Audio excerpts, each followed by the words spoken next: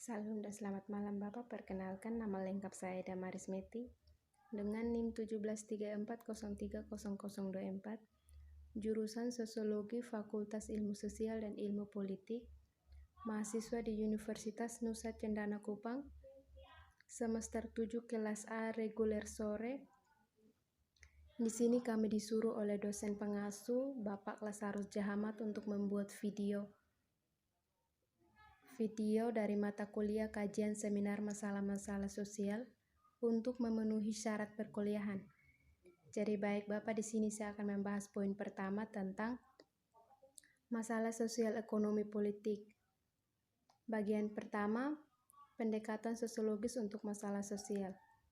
Masalah ini menyatakan dekade pertama abad ini sebagai dekade dari neraka. Dekade ini sama buruknya dengan dekade masa damai manapun di seluruh negeri sejarah menurut Serwer pada tahun 2009. Itu adalah salah satu dekade yang ditentukan oleh teror, perang, bencana alam, ledakan ekonomi dan kehancuran, ketakutan, ketidakamanan, perpecahan, kemerosotan masyarakat menengah, dan peredupan Amerika Serikat. Berikut beberapa indikator yang meningkatnya masalah sosial selama dekade yang penuh gejolak menurut Server pada tahun 2009 dan Myerson. Yang pertama, pemilihan presiden pada tahun 2000 adalah yang paling memecah belah dan membingungkan dalam sejarah Amerika, dengan terpilihnya George W. Bush meskipun jumlahnya 500 lebih sedikit dari suara Al Gore. Yang kedua, teroris Islam menerbangkan jet yang dibajak ke World Trade Center dan Pentagon, menewaskan 3.000 orang. Yang ketiga, Amerika Serikat menginvasi Afghanistan pada tahun 2001 dan pada Kongres tahun 2002 tindakan militer resmi terhadap Irak.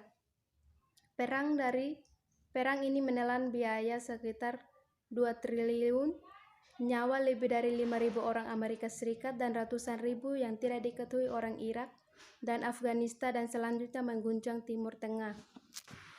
4. Badai Katrina menghancurkan pantai Teluk pada tahun 2005, bencana alam terbesar dalam sejarah Amerika Serikat, menyebabkan 1.500 kematian, kerusakan senilai 100 miliar dan perpindahan ratusan ribu orang.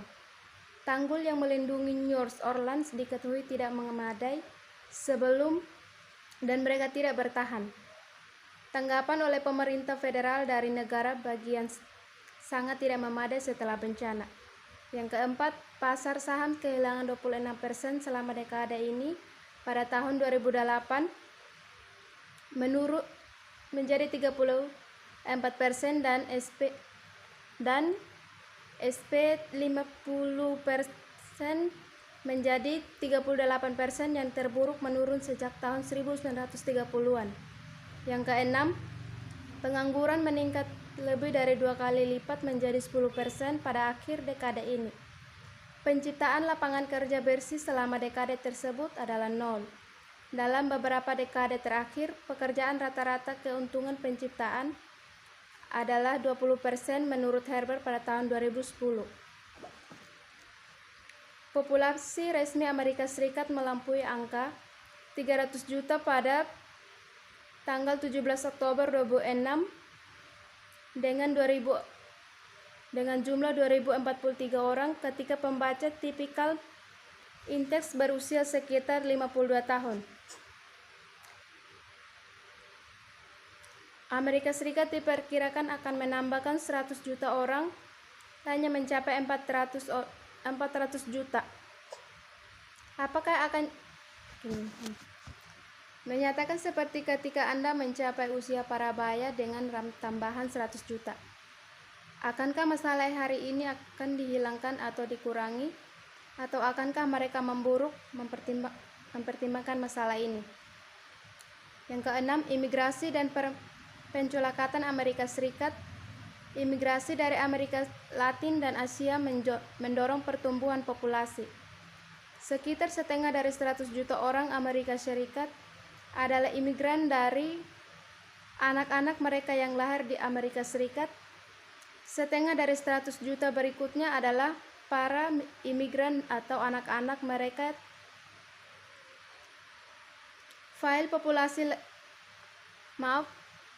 populasi Latin akan berjumlah 16 juta, bukan 40 juta hari ini. Dan orang Asia Amerika akan berjumlah 2 juta, bukan 13 juta, menurut Samuelsen pada tahun 2006. Pada tahun 2006 dengan pencampuran ras, etnis akan menjadi seperti non-kulit putih melampaui kulit putih sebagai mayoritas numerik. Jenis pendekatan sosiologis untuk masalah sosial yakni yang pertama, sejarah teori masalah sosial, yang kedua, menuju definisi masalah sosial, yang ketiga, masalah sosial. Dari ketiga jenis masalah sosial dibagi menjadi dua, yang pertama, pelanggaran norma, yang kedua, kondisi sosial. Poin yang kedua, kekayaan dan kekuasaan prasangka sistem. Penelitian masalah sosial membutuhkan pemeriksaan kritis terhadap struktur masyarakat. Beberapa pembaca akan merasa pendekatan ini tidak nyaman, bahkan tidak patriotik. Dalam hal ini, memperkenalkan analisis kritis Amerika Serikat, kata Michel, jika gambar yang muncul di halaman depan tidak cukup, ini tidak boleh dianggap sebagai serangan terhadap Amerika Serikat. Karena negara ini dan rakyat Amerika Serikat lebih besar dari penyalahgunaan yang mereka lakukan oleh orang-orang yang bukan berarti merendahkan bangsa yang menjadi korbannya.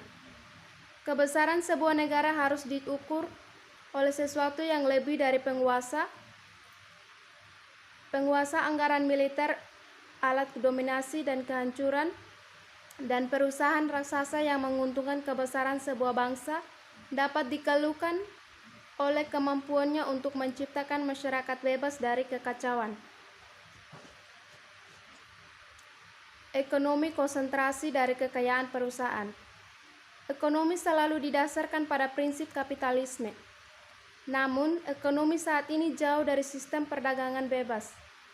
Perbedaan besar antara sistem ideal dan nyata adalah bahwa ekonomi tidak lagi didasarkan pada persaingan antara kapitalis, swasta yang lebih sedikit atau kurang setara.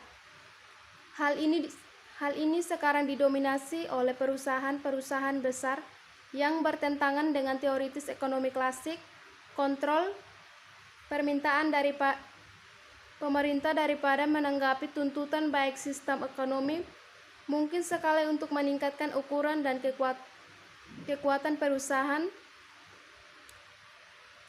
Perkembangan ini mempertanyakan bentuk ekonomi yang tepat bagi masyarakat industri modern.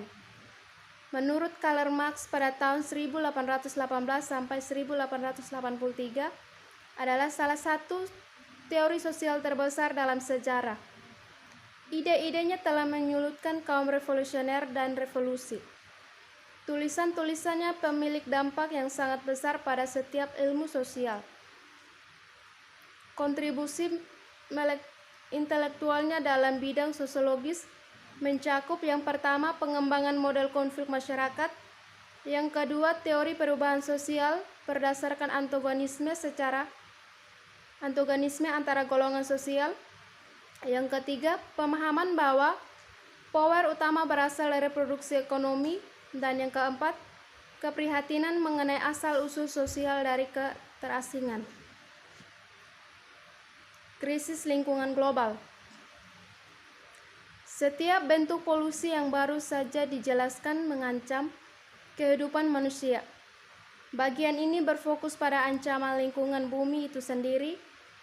Diskusi ini dibatasi oleh 3 ancaman yang saling berkait: ketergantungan pada bahan bakar fosil sebagai energi, perusakan hutan,